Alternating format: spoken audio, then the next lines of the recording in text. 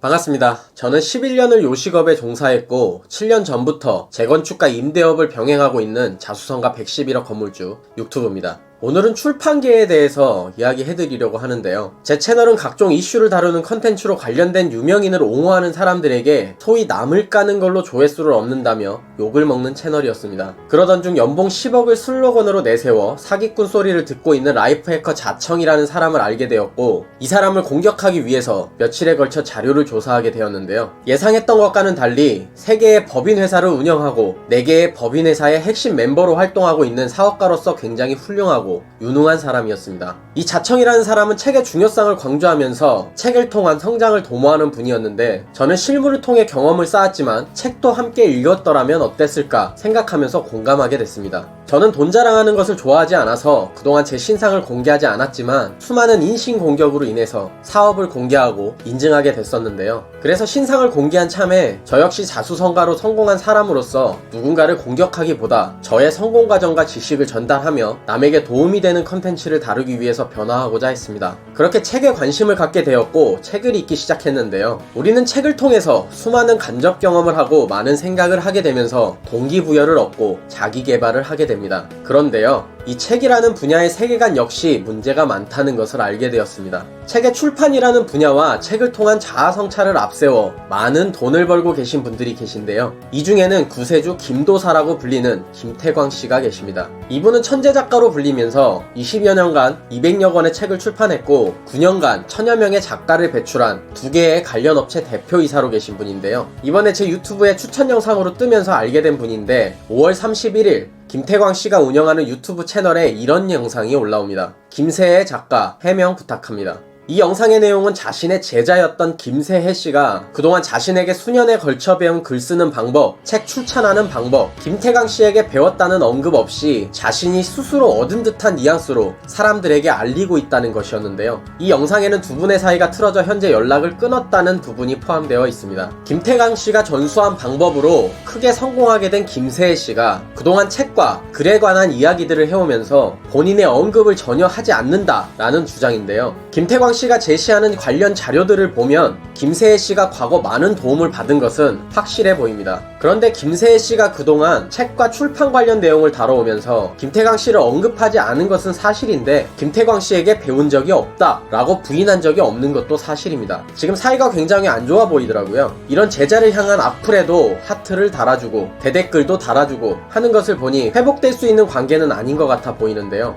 두 분의 사이가 좋지 않은 것을 떠나서 스승의 입장에서 제자가 의도적으로 자신의 도움을 받은 것에 대해 언급을 피한다고 느꼈다면 굉장히 속상하실 듯 합니다. 이런 사실관계에 있어서 김태광 씨가 운영하는 유튜브 채널의 구독자들은 이런 반응을 보이고 있는데요. 작가의 기본적인 자질 문제다. 모든 자료의 출처는 반드시 밝혀야 한다. 어차피 사람들은 알게 된다. 물건만 훔치는 것이 도둑이 아니라 지적 자산을 도용하는 것이 더 큰 잘못이라고 생각한다. 요즘은 사진 한 장이라도 퍼오려면 출처가 없으면 법적으로도 문제다. 한 사람이 자신만의 노하우를 구축하기까지는 많은 고통과 시련을 극복하며 터득한 것이다. 그런데 남의 것을 자신의 것이냐 말한다는 것은 작가로서 해서는 안 될 일이다. 지적인 부분, 지식과 아이디어, 출처를 밝히는 것은 꼭 해야 한다. 그래야만 사회에 올바른 지식 전달 문화가 형성된다. 이런 과정 없이 뒤죽박죽 된다면 사회적으로도 큰 손실이다. 기본이 중요하다. 24년 동안 직접 경험하고 만든 것을 자기가 만든 것처럼 한다는 건 사기다. 지적 자산에 대한 문제다. 자료를 인용할 때는 분명히 출처를 밝혀야 한다. 작가는 공인의 신분이다. 잘못된 부분에 대해서는 정식으로 사과와 해명을 해야 한다 라고 하고 있습니다.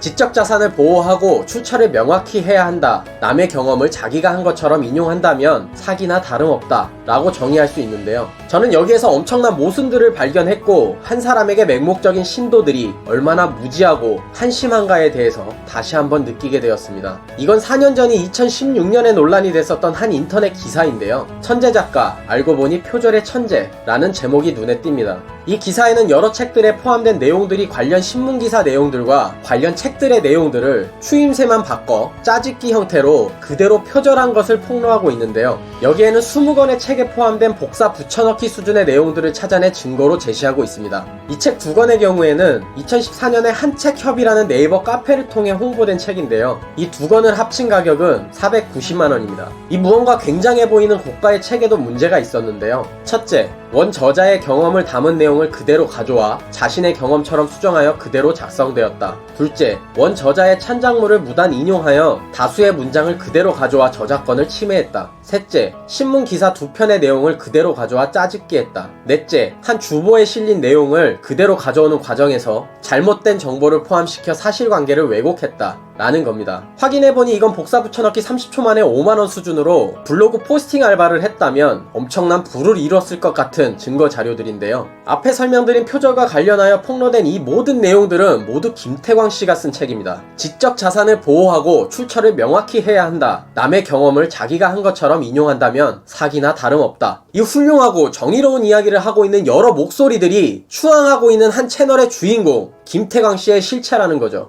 혹시라도 희박하게 우연찮게 똑같은 단어와 추임새가 나열되었다 라고 생각해볼 수도 있습니다. 연속된 우연의 일치라고 해볼 수도 있는데요. 그럼 이 공영방송인 MBC 뉴스를 한번 같이 보시죠. 수강 신청을 했는데 환불도 안 된다고 합니다. 이 학원의 강사는 기네스북에도 등재되어 있고 책쓰기 명장으로 광고하고 있다고 해요. 그런데 가르치는 내용이 다른 사람의 경험을 내가 경험한 것처럼 책에 쓰라고 하고 있답니다. 대놓고 표절을 가르치고 있죠. 기네스북에 등재된 사실도 없다고 합니다. 문제 제기를 하면 역으로 그 사람의 회사를 상대로 문제를 키워서 곤란하게 만든다고 해요. 환불해줄 테니 찾아오라고 한 뒤에 역으로 불법 침입으로 경찰을 부른다고 합니다. 수강을 신청할 때 계약서에 서명을 하기 때문에 법적으로 문제없음을 강조한다고 해요. 그렇게 명예훼손으로 고소하는 등 오히려 역으로 피해자들을 괴롭힌다는 건데요. 이 뉴스 보도자료 역시 김태광 씨의 이야기입니다. 김태광 씨는 그동안 수많은 기자, 작가들의 글을 표절하고 무단 인용하며 짜집기를 통해 글을 수정해 왔는데요. 여기에다 성공해서 잘나가는 제자가 외면하면 내 덕인 걸 숨기냐고 강력하게 주장하는 반면 성공에 실패한 제자가 원망을 하면 네 탓이라며 강력하게 대응하는 모습.